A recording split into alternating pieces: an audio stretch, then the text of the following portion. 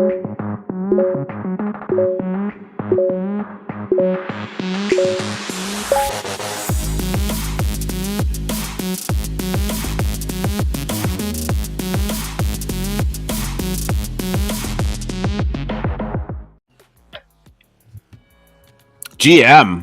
Guten Morgen. Guten Morgen. Da, how are you? I am very good. How are you this morning? Good, man. It's Monday morning. What a weekend. Yeah. No. Yeah. No. I would say that. Yeah. No, I mean, some stuff happened. It's, you know. But they tell me. They say stuff happened. I believe them. Things are happening. Oh, I forgot to put cream and sugar in my coffee. Cream and sugar you forgot? Both? Yeah. Where was your head this morning? Well, no, I hit the go live button, then I rushed to go get myself another coffee. And yeah, so we're going black. There you go. There you go. Well, there's a little bit in there. I kind of topped it up, so whatever was left in there. We will survive. I will survive. GM, Lawson, and Chipper, and Cambo. You missed the song. Roll it back. Yeah, you want to do another 5-minute countdown? I like that Dexter PFP there. Dexter? Nice. Oh, yeah, Dexter. Good morning. I was thinking Dexter the serial killer, not Dexter's Laboratory. Really regretting those jalapeno poppers right now, I bet. Did you have those for breakfast? What's up, Season 3? What's up, Vinny? Crypto Link? Faded Native? Dexter again? Zhao? Yeah. Oh, man, weekend. Weekend. I went outside for a little bit. I don't know. I don't know how the weather was there, but it was pretty miserable here. It was very warm yesterday, and now it's very cold again today. It's warmer today than it was yesterday. Oh, really? No That's weird for the weather. That's so strange, dude. Yesterday it was 16 degrees Celsius. I don't know what that is in Fahrenheit. 60 something. Yeah. And it's 32 today. Mm-hmm. So I don't know. Yeah, just the swings of the weather. Thought we were gonna have some spring, and now we're right back into freezing rain. Oh yeah, friggin' Canada, eh? Oh geez. Oh Jesus. Oh yeah. The weather out there is frightful. Mm-hmm. Faux show. Look at all these degens rolling in here. How was your weekend? Good? Just hang out, some vibes, living in the metaverse. Living in the metaverse, indeed. I got to play World Wide Web 3 this week. That was your first time in it? Yes. I had the right to go in as an orc or a breakfast sandwich, but I wasn't quite inspired. The breakfast sandwiches look really good in there, though. I have to say. I was gonna ask, what do they have bodies? Do they kind of just hop around? They hop. It's so cute. That's actually pretty cool. Maybe I'll have to try that. Well, you have some. You could hop right into. I do. What's up, Doug? Just joined AlphaMint. Welcome. Hi, Doug. Welcome. Hello, Doug. It was so good. I was inspired to shop for an apartment. I haven't bought it yet, but I am inspired to shop for an apartment in World Wide Web 3. I want to decorate it. I want to put up my fancies. All my fancies. Yeah, so you can decorate the apartment with your JPEGs and stuff, right? I think there's about 300 items in the world you could buy right now. One of which, as an example, is a disco ball. And when you break out the disco ball, any character that goes within its shine dances, which is fun. Oh, that's pretty cool. Yeah. I'm going to have to log in today, actually. Yeah. You mine for gold. You use that gold to buy things in the store. Oh, okay. Oh, so there's actually a game behind this?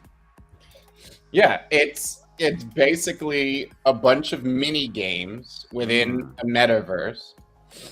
But these mini games contribute to how well you live, what you do there, how much gold you have, what you can do with that gold.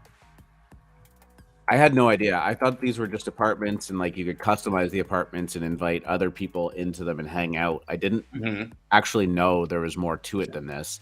I mean, I remember when these things were minting and everyone was like, "Oh, these are kind of cool. This is going to be a thing." And then like they just went absolutely nuts.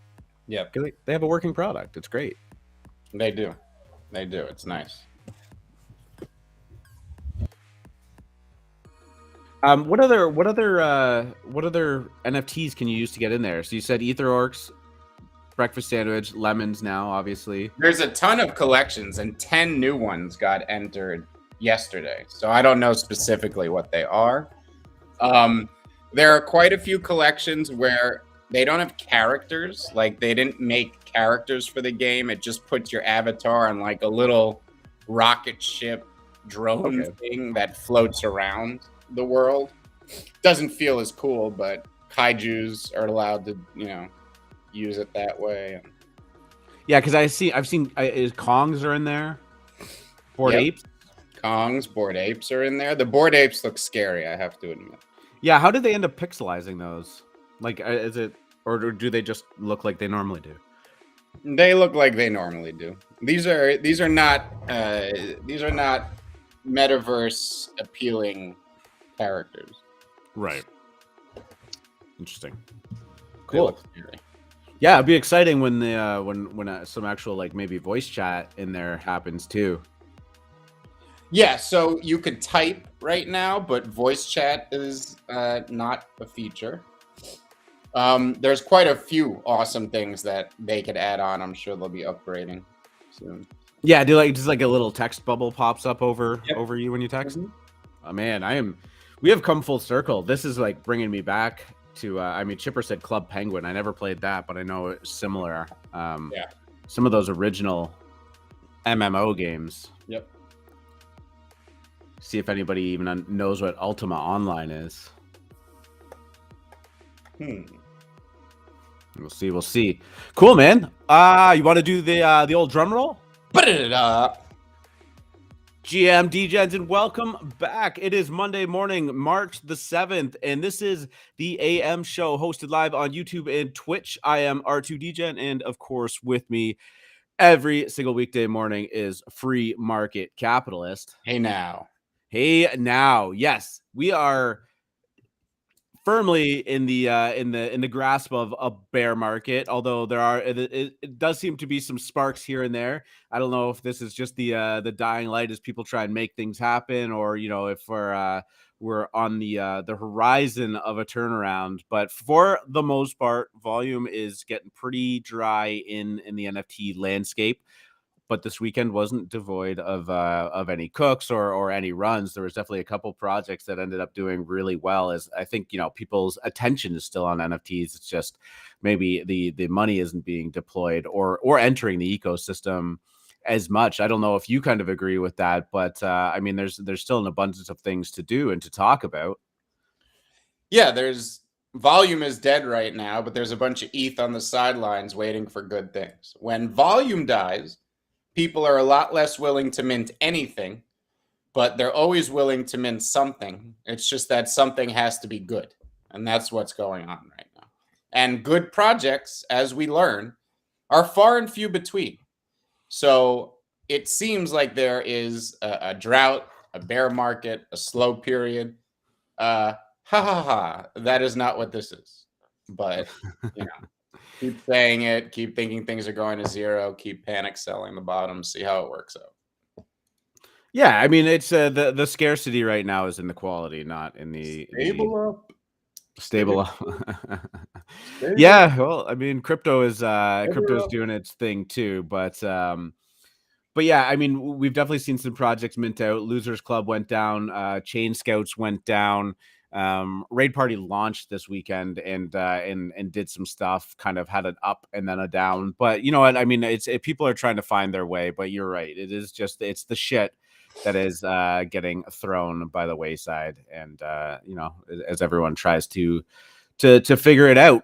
looking at the crypto market this morning, yeah, we definitely had a little bit of a leg down this weekend. ETH is touching about 2,500 last time I checked. Oh, sorry. Yeah, well, above 2,600 right now. So kind of just took a huge leg up as markets, traditional markets, had a flush last night.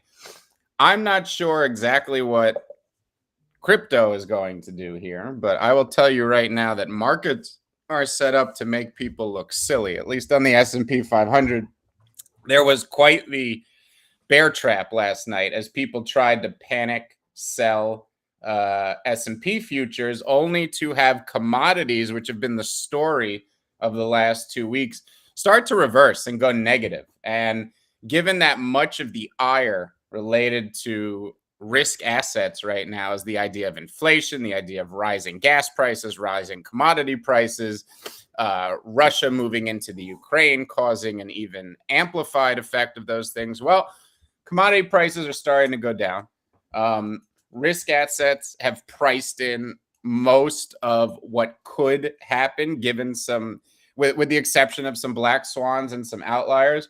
Now, what that means for NFTs, remember, NFTs are alts. So if spot goes first, alts always go second. So, you know, we're going to see a rally right now to 35, 3,800. Yeah, NFTs are going to stay sideways or down.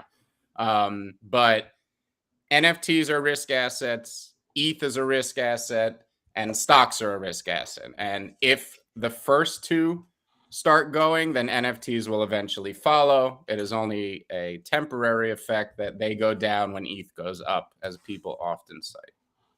Yeah, and do you think that this is mostly still playing into the macro setting that we have? I mean, it's pretty hard to ignore what's going on in Russia and Ukraine, or has most of that kind of been priced in and flushed out until we hear some more news regarding it? Everything you know about is priced in. Everything that you know about and most of the things that could happen going forward are priced in, with the exception of a black swan event, which nobody wants. We're obviously watching for. I fade the idea of that. It just doesn't happen often enough. It happens once every 10 years, once every 20 years. So it's not something to worry about in that respect. Things have set up very nice technically, at least on the S&P 500 right now. We have to keep an eye out, and we adjust to reality. We obviously never know, and anything could happen, and nothing is 100%. It looks pretty bullish out there, I have to say. Yeah. And even in NFTs, I mean, over the weekend, people were buying. People were looking for things to buy. On the secondary, I'm not even thinking about the things that minted, though there were a few good mints over the weekend as well. Though nothing seems to be holding its pump post hype. Yeah, I've been looking at certain projects too, and it does really feel like the floors are starting to firm up quite a bit on some of these projects that, you know, seemed either down and out or like they were getting pretty hard. You know, you watch the floors and all of a sudden anybody that starts to list below that floor is quickly scooped up by a lot of times even some really big names, right? And you watch those whale watching charts or trackers, and you look for, you know, the Pranksies of the world, and I mean, they're accumulating right now. They're taking big positions in certain projects as, you know, that floor continues to depress. And as you said, people are kind of panic selling, thinking that we're in for a world of hurt. And a lot of times when that happens, the rebound is very, very quick and very, very sharp, and people get just absolutely left in the dust. That's kind of what I've been seeing. I mean, I haven't been deploying all of my capital right now, but you know, I've definitely been picking up a few JPEGs here and there, and just keeping my eye on things. We like the JPEGs. What do we think about Azuki? It's worth 10 ETH. That's what I think about Azuki. No, they had their Boba or Bobu. Yeah, Bobu, the fractionalization, Bobu the beam farmer, went live. The funniest part to me was that they were touting it as like, this is so revolutionary. Yeah. I was like, what are you even talking about? I mean, I'm not against the move. Good. Like, you know, whatever. It's an extremely popular and expensive collection. Fractionalize, companionize, do whatever you want to do. I'm not against that. I just didn't see how revolutionary it was. I also thought it was interesting that they public sale 20,000, gave 20,000 to the team, but did not airdrop any to Azuki holders. I mean, just I'm holding a $26,000 JPEG. Give me a little gratis. Give me a little. Yeah, there was definitely some weird things. I mean, I know they're framing it as a like an experiment, and in governance and whatnot. As far as I could tell, even the fractionalization isn't ownership over it. It's just like the right to decide what happens with this Azuki character. I don't know if it's licensing. I looked into it on a very surface level thing, and I thought, like, again, this is just an interesting thing to do. But going back to that idea that it's revolutionary, yeah, completely agree. Nothing we haven't seen before, and we won't see again. So Wolf Game is revolutionary too. Wolf Game, Wolf Game changed the world. Yeah, for sure. Did we ever find out who the shepherd was? Nope. I'm sure we all have our theories, though. I mean, people were paying $7 million for a wolf because they found out who the shepherd was.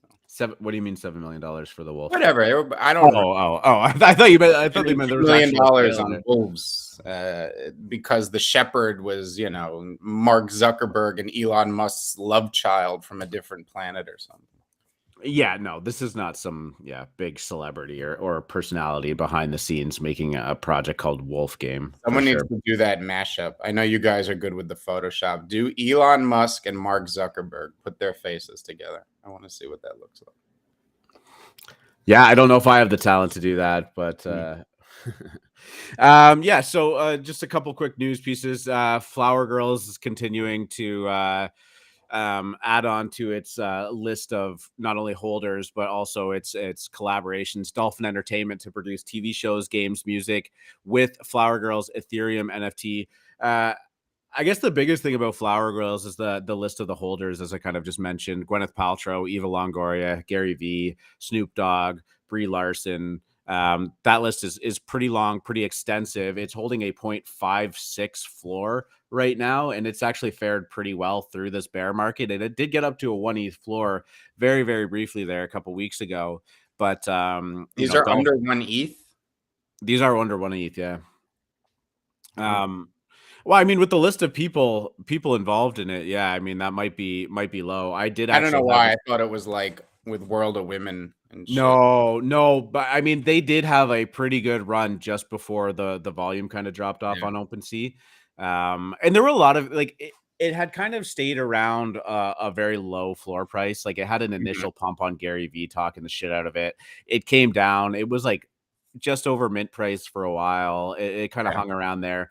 Then some big names started to go in, and it had a pretty good run up towards 1 ETH, and pulled back.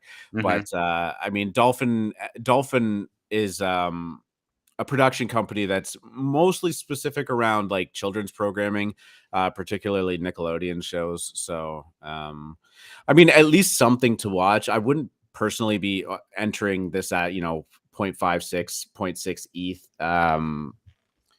Mainly because I've already exited my position in that, and I'm kind of just looking forward on it. But yeah, I continue to see it everywhere, honestly. And it might be something to watch out for personally. Polygon lead Brian Trunzo, metaverse lead. Anything that can become an NFT will become an NFT. Retailers like Nike and Walmart have been prepping a move into the metaverse. That's just the beginning, says Brian Trunzo of Polygon Studios. Brian is looking at the $2 trillion fashion economy and thinking that the metaverse economy in regards to fashion will dwarf that. I mean, we're already seeing hints of it, right? We saw Nike and Artifact. We saw Adidas. We've seen Puma move into the space. We've seen, oh my God, it was Gucci that did this. No, Louis Vuitton. Louis Vuitton did a metaverse store. And we are moving towards that direction. I would also include fashion and clothing in all of like the things like the Fortnite skins and the Counter-Strike skins or something, as we kind of transition into a full interoperable metaverse, including into that too. And those are already huge markets in and of themselves.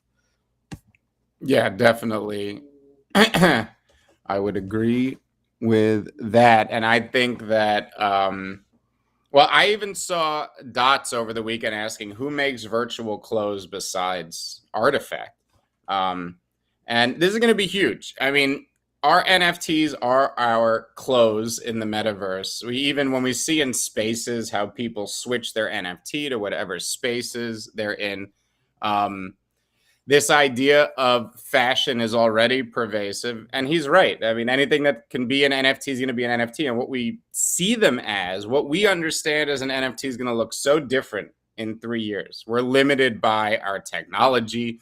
We're limited by where we are on the timeline.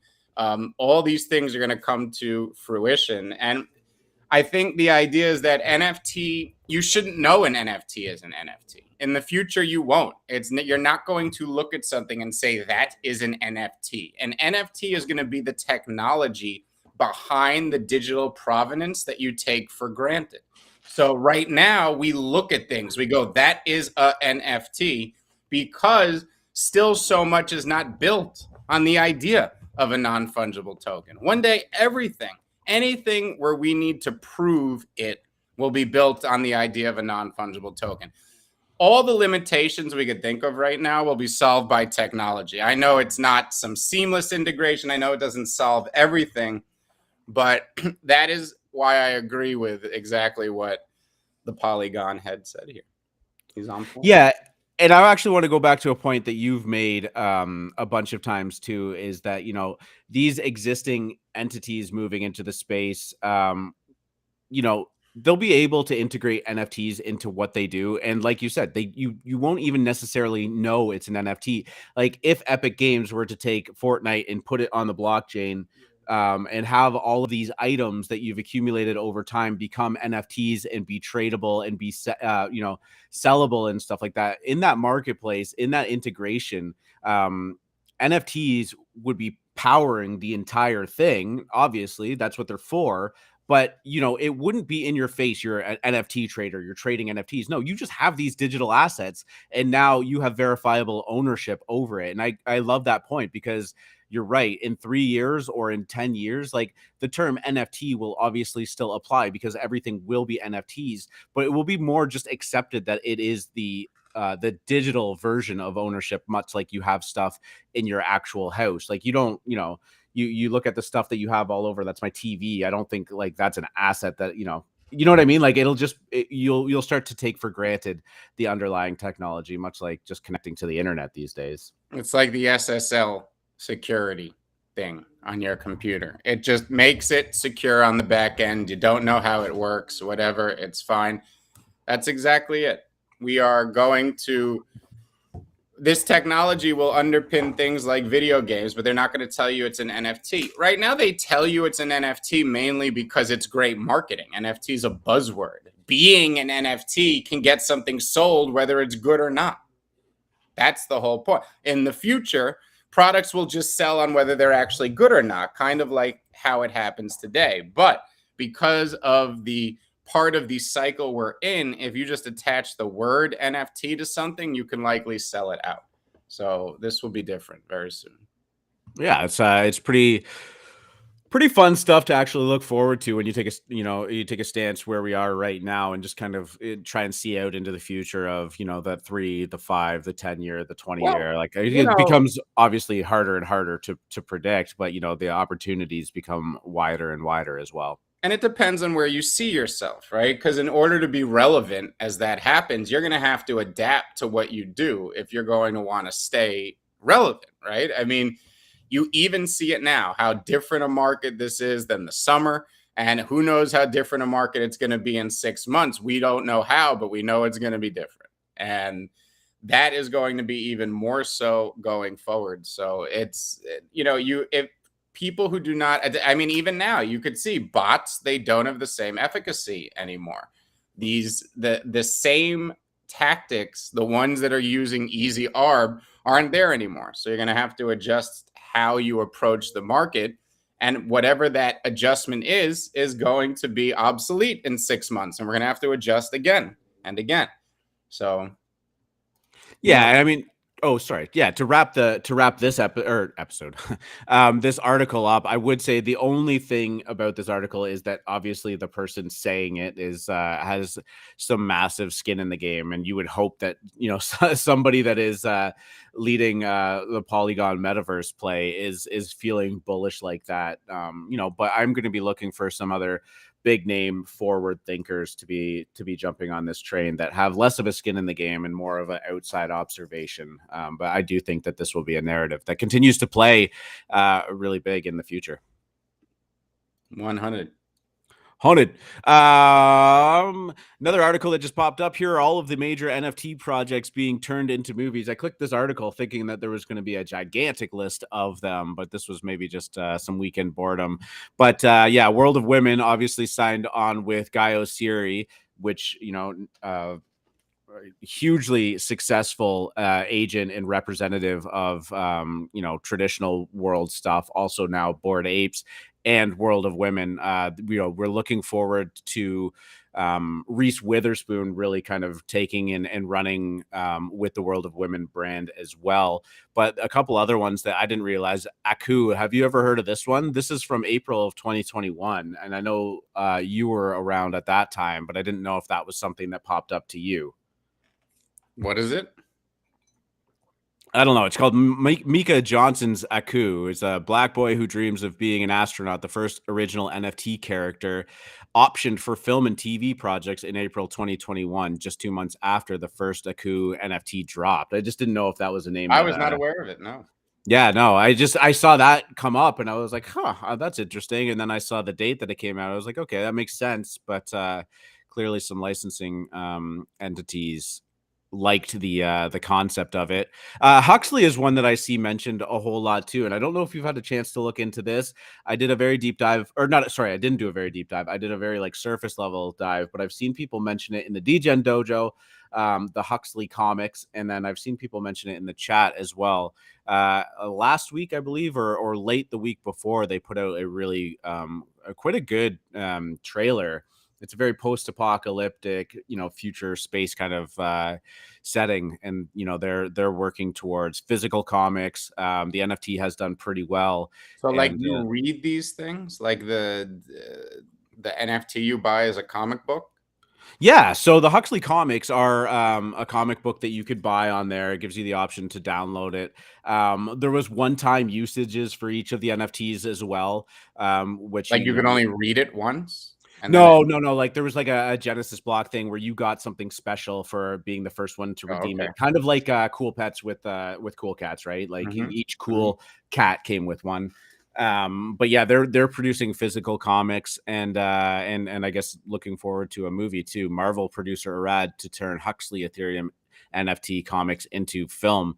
And I gotta just say, just looking through the quality of the trailer that they put out, it was actually quite impressive. This is definitely stuff that's up my alley, and I'm going to be keeping a closer eye on in the future because it definitely slipped under my radar. But yeah, I mean, Huxley might be a good long-term play if they can continue to build a giant kind of universe and story around this. But yeah, and then obviously it just goes on to be like, well, maybe Meebits and CryptoPunks. I cannot imagine a movie about Meebits. CryptoPunks maybe, but Meebits have never really done anything for me. I don't know about you. No, they haven't. I expect Bored Apes to be the first NFT to make it into a movie.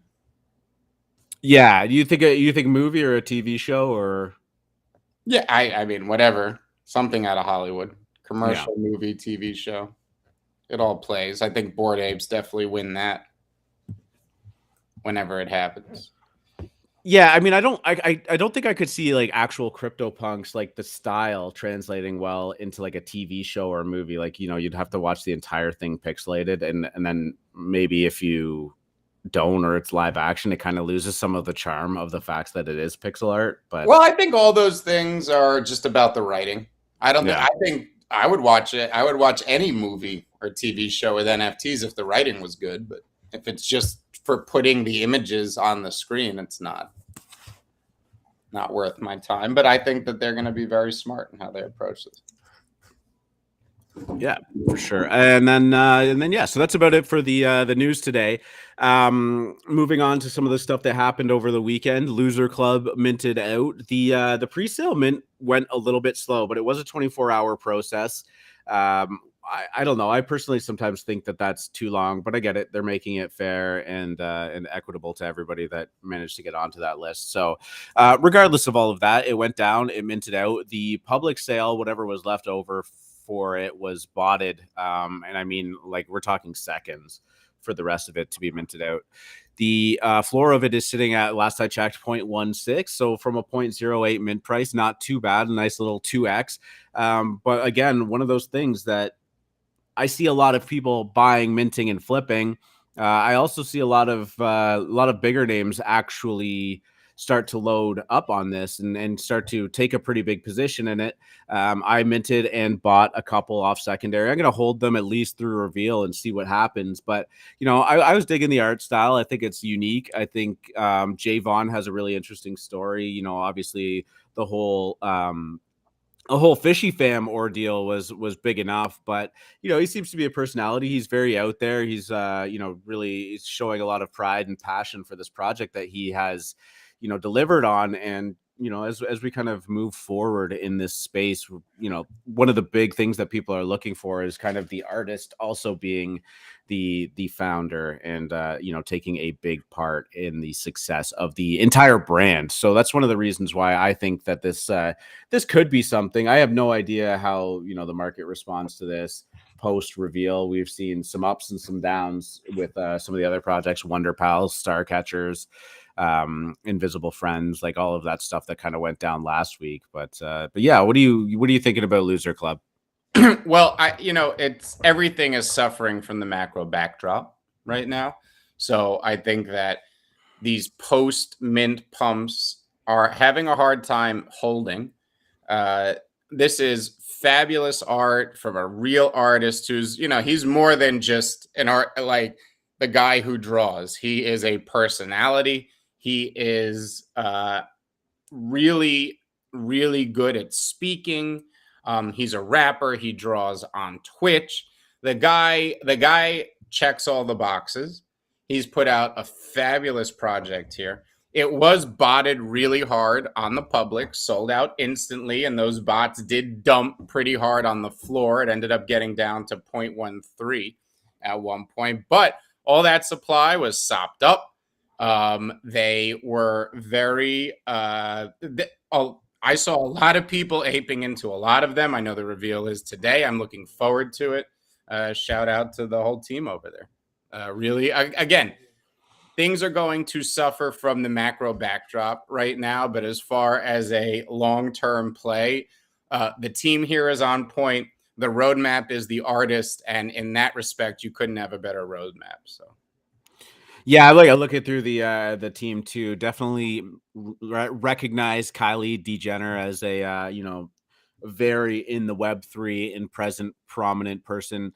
Lopez, I don't know if that name rings a bell to some people, but he does a lot of Medium articles for some of these P2E games and staking articles. He's actually a great writer and a great communicator. And as somebody that's a co-founder on this team, somebody that just I saw and thought, like, it's not a bad thing, that's for sure. But of course the star of the show is Javon, and as you said, like, he's well spoken, he's a rapper, he's doing all of this stuff, he's willing to put himself out there and be the face of the project. And I think honestly that's kind of what the doctor ordered for some of these projects when you're minting them, is just knowing that there's a real person there that's going to try and kind of carry this thing over the threshold too. Like, I kind of always go back to Danny from Cool Man's Universe, Cool Man Coffee Dan, and how he has so much agency and control over that project. He is the one that is designing everything there, and putting it out in the forefront. So I think projects like these, while maybe right now, as you mentioned, the macro backdrop isn't doing it any favors, definitely not terrible to buy and hold, at least for some medium or longer term plays. This is, might not moon overnight. Reveals tend to, have the rares and whatnot baked into the price. So you typically see a little bit of a depression, but that's kind of been in flux too. But yeah, I mean, I don't, the right people are buying these and the right people are a part of them. So, I've been excited about them. I actually bought mine off the secondary for higher than this, and I'm not feeling too worried about it either. Indeed, looking forward to that reveal. Can't wait to see the traits. Because do you know what time? Oh, sorry. Yeah. Do you know what time the reveal's at?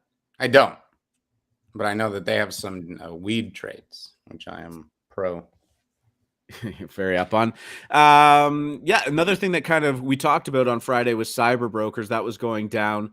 Man, this thing has cooked over the weekend, although fallen a little bit. I think the floor was up to almost 2.5 ETH. There were definitely some gigantic sales on there. Again, I don't know if this was just boredom, but the artist is well known, and I think that was part of the play. But yeah, 60 ETH, 50 ETH, 50 ETH, 44 ETH, a bunch of them over 40 ETH, and then another solid handful over 20. These things were moving, and the sale is not over yet. The last of them, I think there's about 1,400 of them left, are going down today, and that is happening at or was that yesterday? I don't know. There was supposed to be the waitlist mint was going down for the final supply of them. It doesn't look like all the supply is on OpenSea, but yeah, I mean, people are taking their money and going with it. So I saw a lot of people calling these the next Azuki, thinking they're going to go to 10 ETH or higher. I don't even really know like what that means, to be honest with you. This is a tall order, especially with the way that the volume has gone by the wayside. But again, I mean, they've done incredible. Yes, I noticed all the Howlers PFPs changed to these, so it's the hot mint of the week. Yeah, I mean, there seems to be some other stuff going under the surface of them. There's some traits and some classes and stuff like that. So I don't know if there's a game planned about it, but yeah, something to at least keep a lookout. Sure it'll be very, very successful. And then yesterday, Chain Scouts actually finally went down. A lot of people were looking forward to that one. I think you actually, you minted them and bought some off the secondary. Saw a lot of people in the DGen dojo talking about Chain Scouts. Not doing super well on the secondary, but again, I see a lot of people buying and not a lot of people selling. It is actually sitting below mint price or just around mint price right now. I can't remember exactly. I think it was 0.06 was the mint price on there, but I mean, it's doing its thing. It's got some volume traded. The staking is live. You earn some tokens on that. Yeah, I mean, I wasn't looking to flip these. I have mine staked, and there they are. Well, I think this is about phase 2, as there's really nothing to do right now. You staked your monkeys, but we don't know what we're going to do with that token. Like, we know they've told us the first thing we're going to do is mint a special pass, which is going to be like the pass to their metaverse. We know they're buying NFT worlds, land and such. But, I think until we have something to do with this token or with these monkeys, this is going to be in a holding pattern at best and maybe go to zero at worst. I love the art, and Lucas turned us on to this game, and he is my P2E guru. So I believe in anything he does. I aped, and I like the art. I like the concept. I am holding happily, and I may even buy more today. It has the zhuzh, the vuv, the something. So I like it. Yeah, I mean, it seems like there's like a good surface level of easy to get into, but there's a lot of depth. There's like 8 different classes. They all do different things. There's different utility behind them. And like you said, this is all about phase 2. Phase 1 was getting them out into the public, minting it out, and then and getting the staking going. It doesn't seem like, from what I've dug up, that phase 2 is terribly far away, but that does seem to be the start of whatever game is underlying this. And yeah, I mean, in regards to the price, sure, a little bit lower, but it went down to about 0.04. It got caught, it got picked up. The staking is slowly picking up. I think it's about 25% stake now, and if that continues to increase, the supply gets shocked, and the value does tend to be the recipient of good things from it. again, we're in an awkward market right now where people are bored trying to find good projects, and maybe some eyes start to get on this. It does, games are something that require participants. So you do need to get a certain level of participation in this for this to stay relevant. But I got to believe that this is either something that's going to go to zero or a lot higher, right? Like I just don't think that we're going to stay in this price range for too long. And my personal feeling is that it's going to go higher, obviously. Yes, we like the monkeys. So there's different classes here, and I was focusing, at least myself, on trying to get one of each class. The only one I didn't get one of is a net runner. We don't know how these are going to play into the game, but they are the rarest. I mean, they're sitting at a 0.3 floor right now. It's not crazy. I'm also hearing that Ronins are going to play an important role early on. But again, we don't exactly know how the first phase of this game works, with the exception of we'll be minting a metaverse pass, which again will be your right to future mints, your key to this entire world they're building, all that kind of stuff, and ships. Okay, so your monkeys are going to go on a ship and go out into space and mine stuff. So you got to get your ship and your crew in order. So I know that's the next thing coming. Waiting for announcements on the team on timing and all that good stuff. All my monkeys are staked and earning the Bananite, which I love that name, Bananite. Very cool. But yeah, waiting pattern. We got to see what's next with the chain scouts. I'm just, screw it. I'm all in. I like these monkeys. I like the phase 3 redacted. People love that redacted now. I wonder where they come from. Shout out Kaiju King. Yeah, I mean, there's also some NFT worlds hints too that they're going to be developing some of the games and whatnot in NFT worlds, which has obviously been a hot commodity lately too, and never a bad thing to see pop up as people look to participate in that. But yeah, Bananite is being earned right now if you're staking them. And yeah, I managed to get mostly scouts. I did get one Ronin and one miner. But I guess I woke up this morning and people were going crazy for Ronins too. So while these might have different varying levels of rarity in terms of the percentages, they're going to have important utility, and options are always good when you're developing a game in a metaverse play, because it gives you a lot of chance to do balancing and create different aspects for each of them, and that creates a different participation for different players who have more scouts or more mercenaries, or somebody that went hard on trying to pick up enchanters if somebody listed those for a low price. So I think there's lots of cool stuff, and I think the most important thing is that in this market people are talking about it, and I have seen a bunch of people talking about it and a bunch of people excited about it. So less focused on price and more focused on whether this team can execute, and what their next steps are and what the timeline is going to be. But I think it's going to be fun to watch and participate in. And really, the most important thing here is these will look so much better in a PFP bubble than the small brains. I mean, oh my God. Thank God we'll be starting to see these instead of the smalls. Couldn't look at those anymore. Yeah, they have the teaser, as somebody pointed out on their Twitter too. Which NFT Worlds. Yeah, it's looking great. That takes a long time to build that stuff.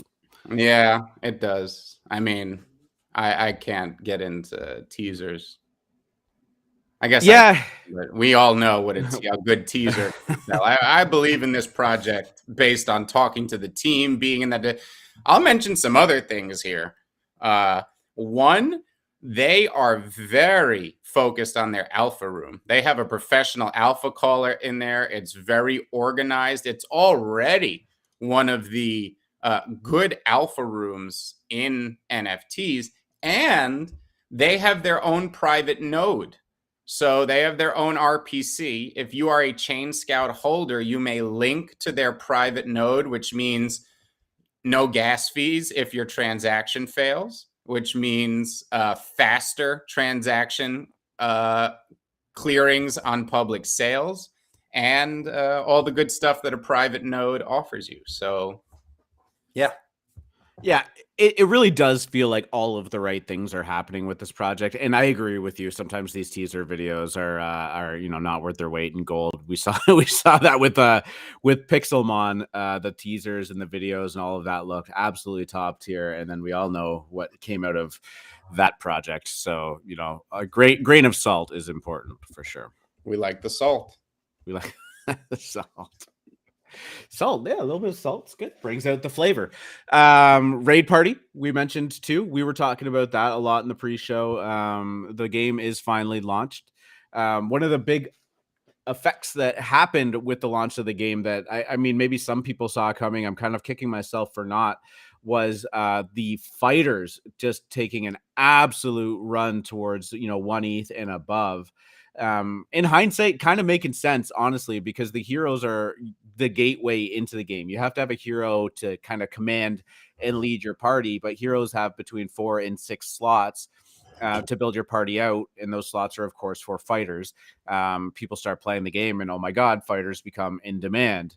Well, the other thing too is to upgrade your fighters, you can either yield or earn 25 confetti and burn it on the fighter to give them a pretty substantial upgrade, or you can burn another fighter to apply it to them too. There's a 10% chance of failing, so obviously it creates a little bit of a dilemma when you're talking about a $1,500, $3,000 JPEG, and you're taking a slight chance that it is. But the benefit is there. The mathematics work out that you get about a 2.5 times boost to the fighter that it is being applied to, and for a 10% fail, that is a good risk reward. But again, there's a risk involved in it.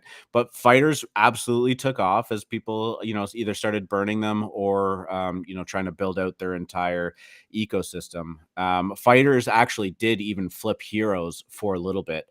The team is continually working on this game, so they did announce that heroes are going to have a little bit more utility. They're going to be building in some damage to heroes as well, so that you can play the game without any fighters, albeit pretty slow. But first reactions seem to be mixed. Everybody is saying it's going really slow. It's not really that fun. Personally, I think that I would rather it, take a little time to build up rather than just be like, bam, boom, tons of tokens, inflation, blah, blah, blah, blah, blah, get in, get out, and then, on to the next one. That seems to be like what Whale Game did. Wolf Game did that a bit too, although that has kind of come back around in recent days. But I'm playing this. I'm looking forward to it. I think there's some opportunity for collaboration. They are working on guilds.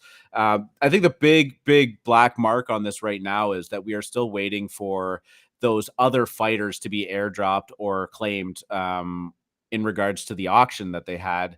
If you bid over 1.5 ETH on that auction and lost, you were entitled to one free fighter as well. That was supposed to be out for the release of the game, but it was not.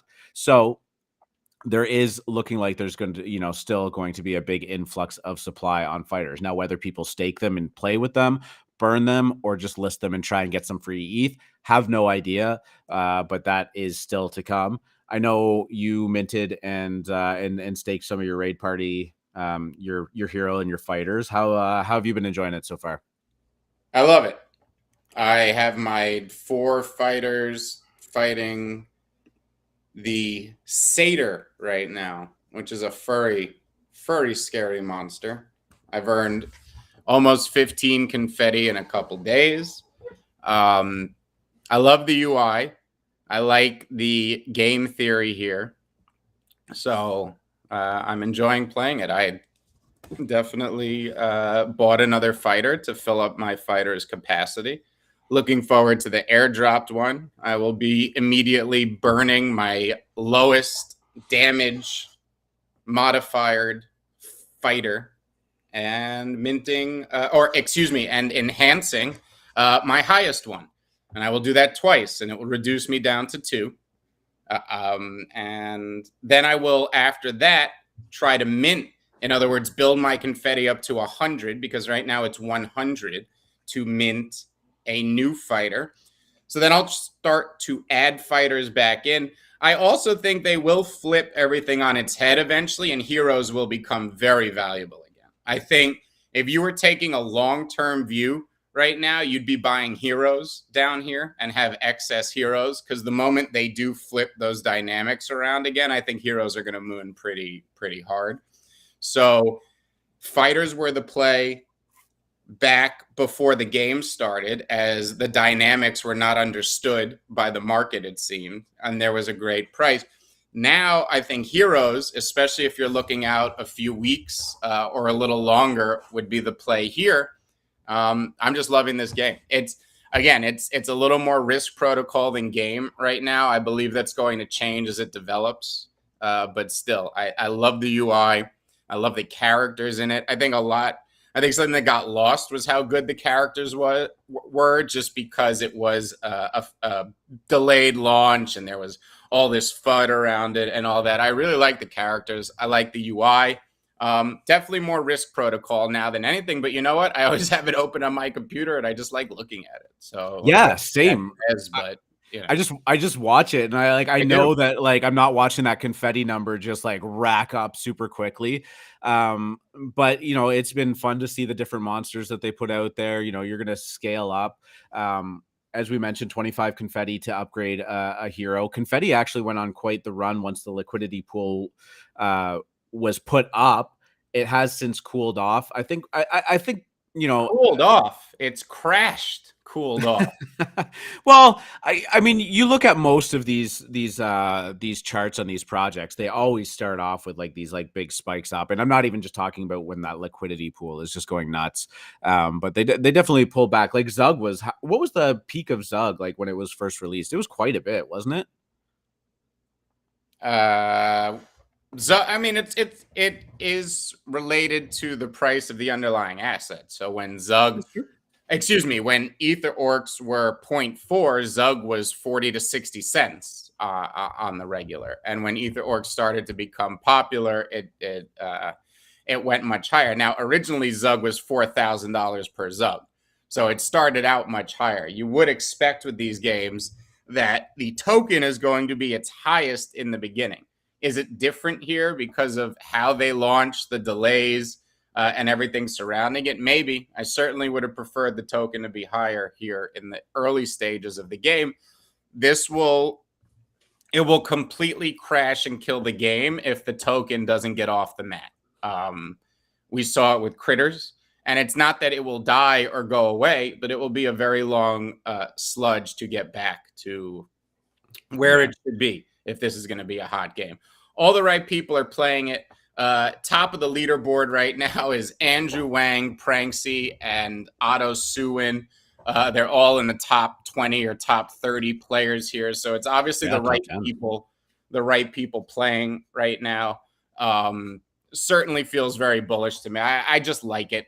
I have no other explanation besides that. I really enjoy the way it looks, and it's fun earning confetti. I can't wait to burn my first fighter.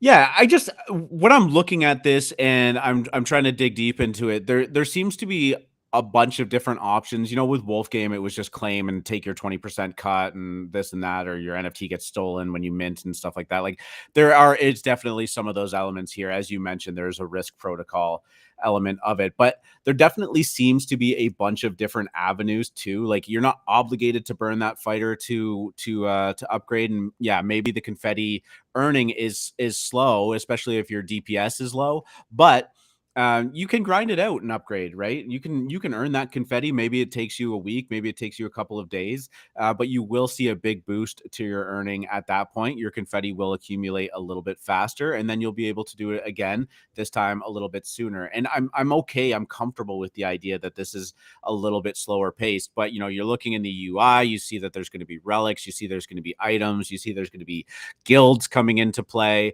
The scaling to how deflationary fighters and confetti should be at least a little bit encouraging, because it does get very expensive to start doing these stuff, right? Like you start to talk about diminishing returns. If you want to be in that top tier of player, you're really going to have to push the limits.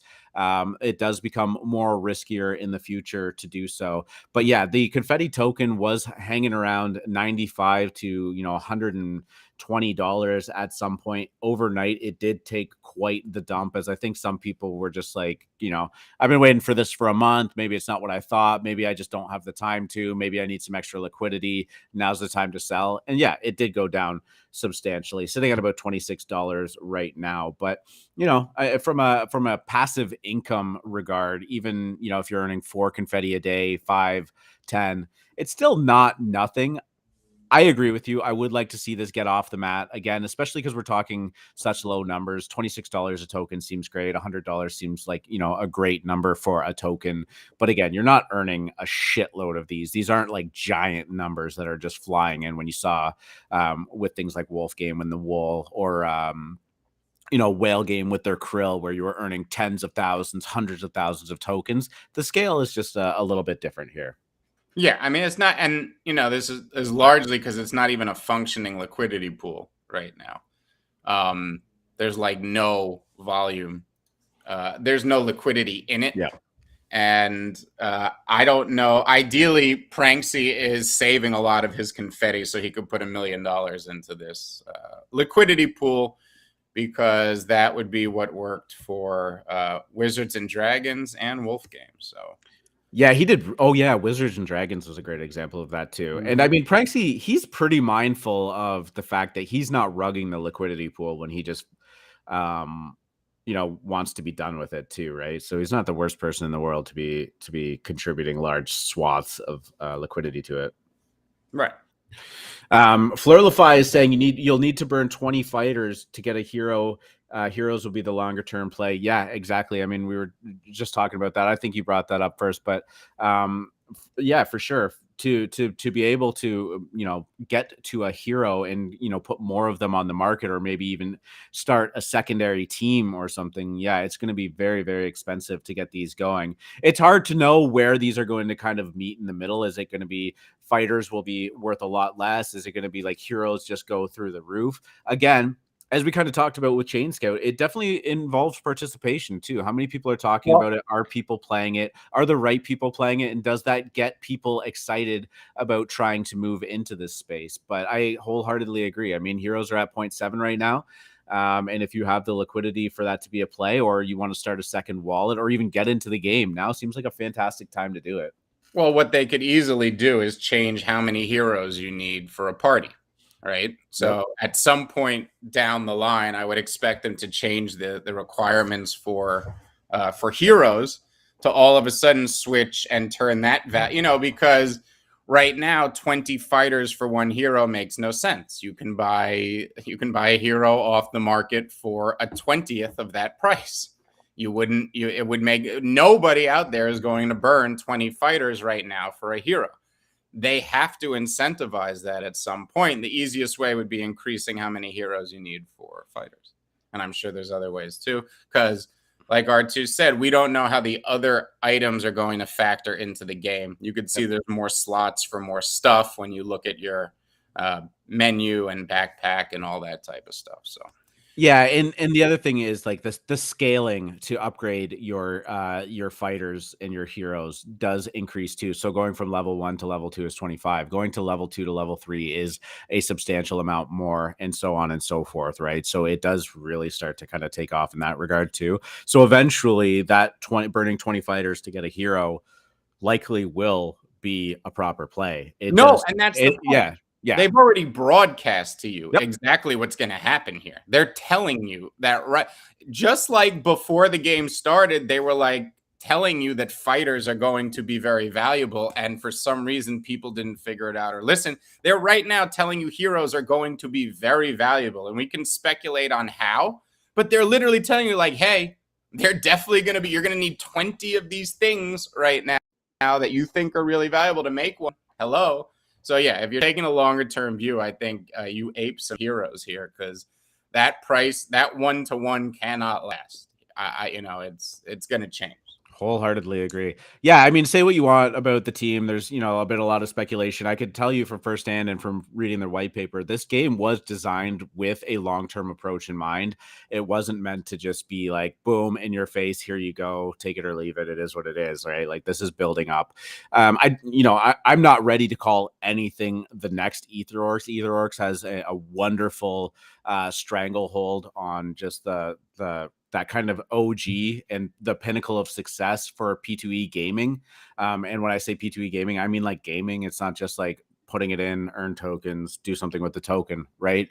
So that remains to be seen. But between Chain Scouts and Raid Party, I think we have a couple of good alternative options on the table at the very least. Again, it all just goes back down to, is the team going to drive this vehicle, this ship, to success? Execution. That's what Orcs do. Let's see if these other teams can do it as well.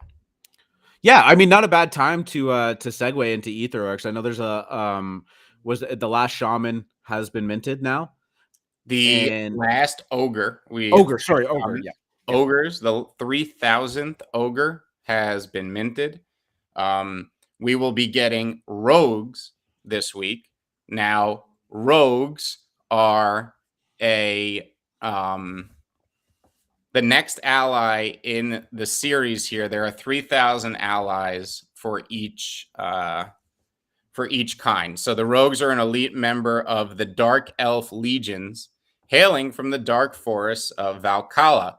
Their superhuman speed, agility, and inherited skills in runecraft have made them adept assassins, thieves, and scouts. So, where shamans craft potions and ogres craft training dummies, which raise your level. As you know, you need higher and higher levels to continue to raid the loot pools that have bone shards. These will craft what are known as luck runes. Now, luck runes will have a few purposes. The largest utility of which is to increase your chances to bring back bone shards on a raid. So you will have your rogues craft these things, and then you will use them with the orcs you're going to raid with, and that will increase their ability for a great or superb outcome by 2% per stone, with a maximum of 3 stones. So that is how the rogues utility will play into everything. They've also increased the need for training dummies because you must have a very high level on your orcs to even access any of the loot pools that are worth your time this phase. So new allies coming. The other thing is, just as we saw with the ogres and the lava rocks, which would allow you to turn an ogre into a lava monster or a lava ogre, whatever it was called, there are going to be special treasures that the rogues can pick up, or that the orcs who are using luck runes can pick up on their travels, 2 of which are the fire crystal and the ice crystal. Now, if you collect 15 of these over the course of you raiding in this next phase, you're going to be able to change one of your rogues into an elemental warrior. How many of these there are, we don't know. I assume it's similar to the same number of lava rocks. You needed 3 lava rocks to make a lava ogre. You need 15 of these to make an elemental warrior. So I am assuming that math still holds here. That's the next phase. Really, really looking forward to it. Training dummies are super important early on. That's why you saw kind of a sweep there. You've also seen people using the vendor less as they are saving their training dummies, because your rogues cannot do anything until level 85. They start at level 35, so that's 50, which means you need 12 to 13 training dummies just to get your orc there. So that to get your rogue to a point where it could even do anything.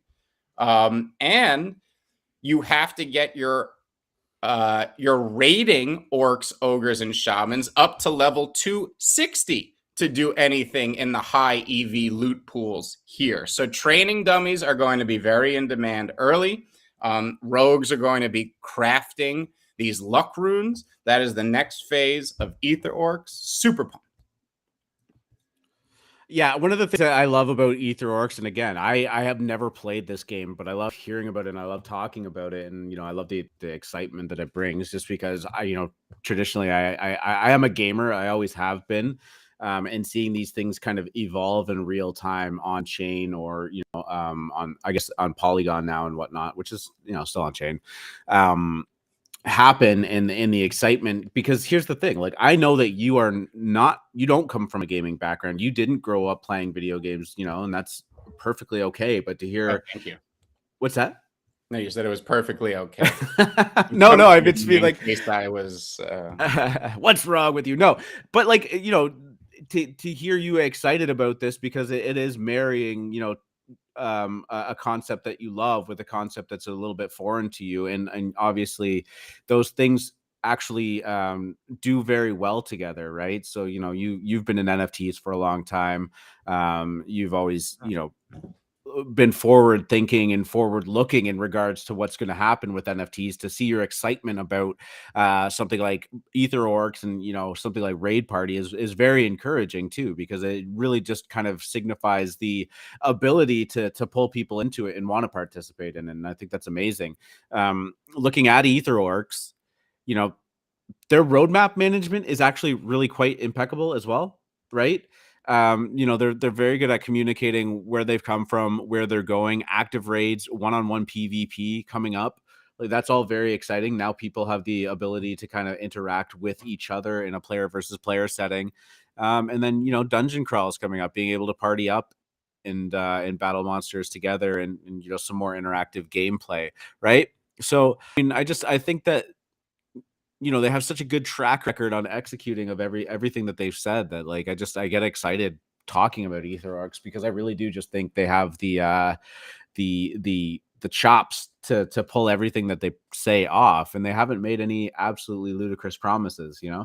I think now that we are we're minting rogues. It starts this week. We're going to be mages next after that. Now, I will say, it seems like rogues are going to take a pretty long time. They've reduced the amount of bone shards you get in raids and increased the amount of time it takes to raid. So they've hit it from both ends, where it seems like rogues are going to mint out much slower than ogres. I could be wrong. Maybe it will be the same amount of time given the current tokenomics or economics of the game. I don't know. But it seems that they will be much, much quicker. I am starting to look forward to the metaverse. I mean, even in their most recent white paper for the rogues, they specifically have a paragraph that says rogues will be a prelude to the next phases of the Ether Orcs metaverse that extend beyond allies, right? So they have it, that line is by itself in its own paragraph, basically saying that everything we're doing now is incorporating into the next phase. The next phase is essentially underway, even though you don't know what it is. We know that it's going to be metaverse land airdrop to Genesis Orcs. It's going to be a workable metaverse that they've built from the ground up, not linking into somebody else's. Now, I don't know if that means they would use something like NFT worlds and build the world on top of it, or whether they would actually build a ground up metaverse, like their own World Wide Web 3 or their own DCL. I'm not sure. Which is a huge undertaking. Yeah, it is. That's the only reason I was hesitant. Then at the same time, I mean, I asked them in the AMA, they were like, nope, we're building our own metaverse. I was like, oh, wow, very cool. So I'm already starting to look forward to that now. I already feel like, we're almost there, and that's very interesting to me, because that will open up things like renting of orcs. That's going to open up tactile, controller-like movement for these orcs. I think that there's so much here on the horizon, and it's starting to get visible. They're even starting to hint at it in the white paper. So Yeah, on the roadmap, I think Realms is kind of where it's headed, right? Is what you're talking about. Ownable plots with upgradable buildings, raw materials. Like this is becoming a big scope, right? And it's actually quite brilliant and quite smart and quite calculated how they started off, because I mean it really was humble beginnings. It was a free mint. It was they weren't even taking royalties at first, were they? I can't remember. They weren't. They had to change that. In the beginning, they were doing 0% royalties. Yeah, and kudos to the community too, because they were like, guys, like take some money here. We are really enjoying this. We want you to keep building it. Like, get yours, get paid to do this, right? That's important. And I actually love when a community can kind of rally behind that too. I always laugh when like these projects have these huge, grandiose vision and stuff like that, and then their Discord, they're like, we want to leave it up to the community as to what royalties we're going to take. Here's your options: 2.5%, 5%, some like everybody just defaults to 2.5%. Now, okay, that's great if you're trading and whatnot, and yeah, fine, it seems reasonable. But you want them to deliver on these plans. You got to have a long-term income source, and royalties are, the way that the ball kind of keeps rolling. So it's one of the other reasons why I love Ether Orcs and what they're doing there. For the win. James is asking, or not asking. He says he's priced out on Orcs and Raid Party, going in hard on Chain Scouts. Though, I mean, yeah, it's not a bad play. And again, if that team can deliver on some of the concepts that they have, I mean, you might be looking pretty good. Other than that, I had just a couple of other small topics to kind of just touch on. Dower Darcells was something that a bunch of people in the chat were bringing up. They were kind of going down in the Degen Dojo too. People were looking at them. They did mint out. They're sitting at just under 0.2. That had a little bit of a run higher than that, 0.16 right now. And here they are. I mean, this is kind of what we were expecting and saw, but kind of just wanted to do a quick recap on the fact that they are out there and they exist now. We also saw Troverse go down, one of the Dutch auction victims, I guess we could say now. We were talking about it on the show there. Loved everything about the project, but they were doing a Dutch auction starting at 1 ETH. It was going down pretty aggressively. And then they were doing the allow list mint that was based on the final price of that. Well, it did fall all the way down to the 0.1 mint price. And so the allow list was minting out at 0.07. It has since minted out, and it actually did go on quite a bit of a run itself.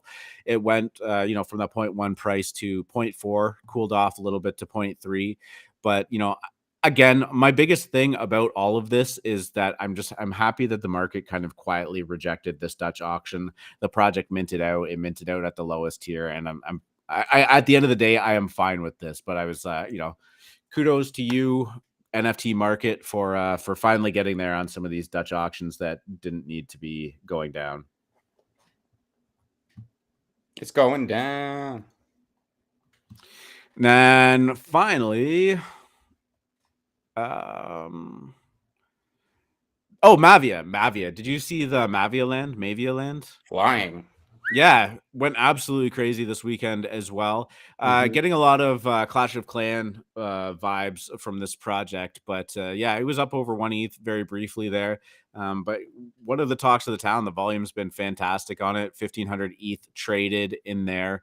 And is a project that I think probably should be looking out for. It's the first AAA blockchain base builder game.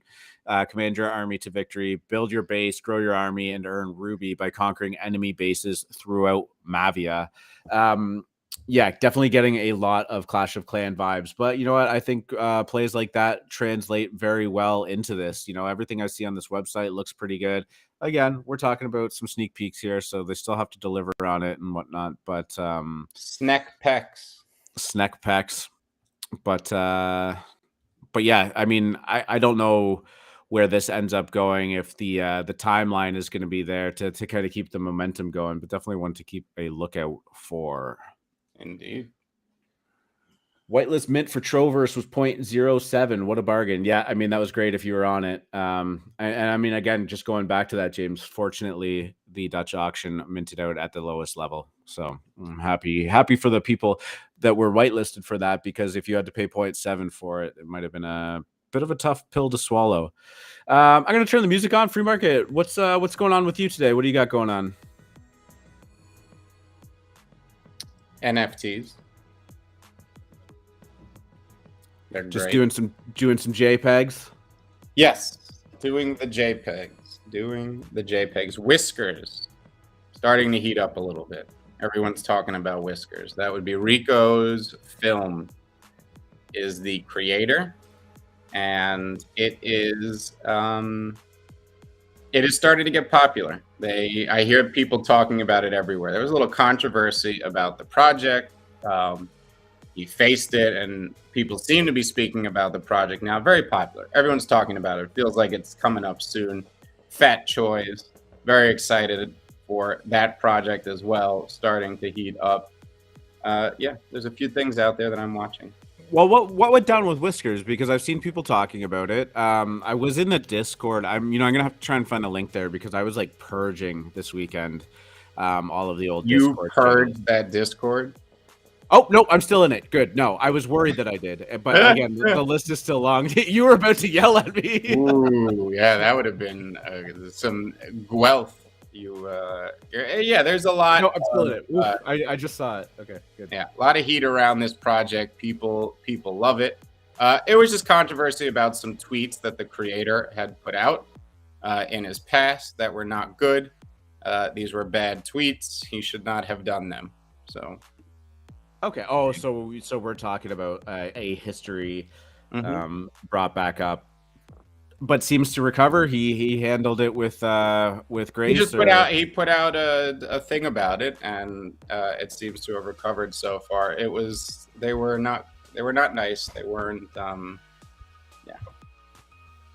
Yeah, fair enough. I actually kind of missed all of that go down, but to follow them on Discord. Yeah, I mean. Or on Twitter. Yeah, cool style there. I mean, the art is we're talking similar to like a Cool Cat style thing, but pretty clean. Looks like they're having fun with it. Looks like they're building something there as well. Yeah, definitely. It's all good. If anyone wants to join us from the Moon Lounge, the link is up in the AM show chat. So we're gonna hang out and vibe for maybe another 15-20 minutes. AlphaMint slept on Crypto Brokers and Josie. No, we actually absolutely didn't. Dower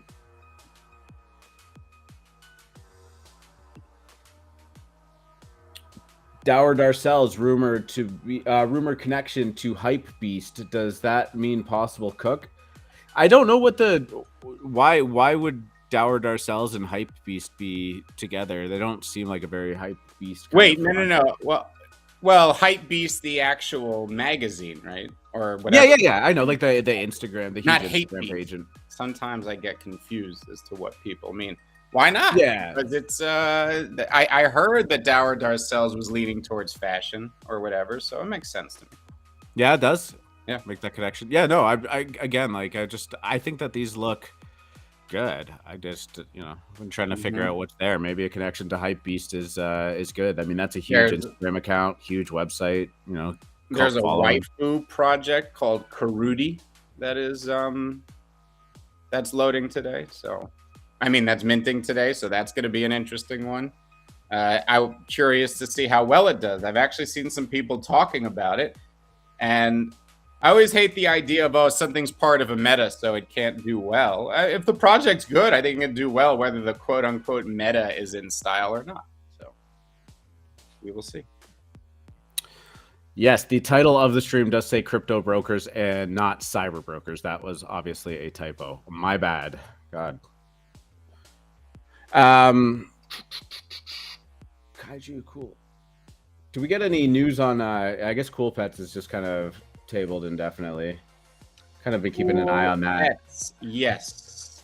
I mean, I gotta say, just like go back to that. Kind of surprised at how well it's kind of held its floor. To be honest with you, what are they still 1.4 right now? Yeah, 1.2, 1.3. I mean, I really thought that was going to just have like a really bad effect on where that went, but 1.25. Well, they were 3. But yeah, I know what you mean. 3. Oh, did it get that high? Sorry, I thought it was. I thought it capped at about 2.4. Yeah, okay, that makes sense. Maybe a bit more of a slide than I thought it would, but yeah, I mean, I guess people are just taking a long-term bet on this that it'll eventually happen. Yes. Which project is minting today? Well, I don't think we mentioned any projects that were minting today. The rest of Heroes of Mavia are minting. That's going to be a tough one to get into, but there are some spots there. Actually, it went down at 10 a.m., so that I guess is now over. My apologies. Battlefly looks like it's still going down. Yes, a lot of people minted Battlefly. Shout out to Icon for getting those allow list spots.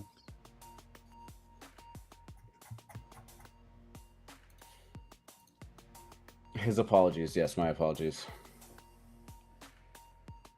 FMC mentioned it like 2 minutes ago. Did you mention a project that was minting today? We were talking about Whiskers. I don't think that's minting today, though. No Whiskers minting today. Out of style, out of meta. Oh, the Karuti. The Karuti. Oh, sorry. Karuti. Karuti. It is a waifu project. Anime ladies. Yes. Karuti. Still doing that, I guess. Rhymes with booty. Karuti. Lands of Karuti. Yes. Sorry. Yep. There we go. I could pull that up. You think there's anything there with that one, or just bringing it up? I don't know. I think they're a little. I don't know. They look good. A lot of people that I see like them. So, never know. Never know. Oh, I mean, they have a style. Very bright. Too bright. White. Routine. Lost my restream page. Yeah, going down in about 9 hours. The mint details on that look like they're 0.06 ETH. 6,200 supply is available for the pre-sale going down at 8 p.m. Eastern. The total supply is 7,777. We'll see. I mean, the thing is, right now, people are looking for stuff to mint. People are looking for stuff to do. It's not like all the ETH has disappeared. It's not like it doesn't exist. People are just being pretty selective with how they're deploying it, and any one of these could do something if it's hitting the right time and the right amount of hype. But the Land of Karuti is an anime community-focused project. Come explore the metaverse with us. Need better elevator pitches, that's for sure.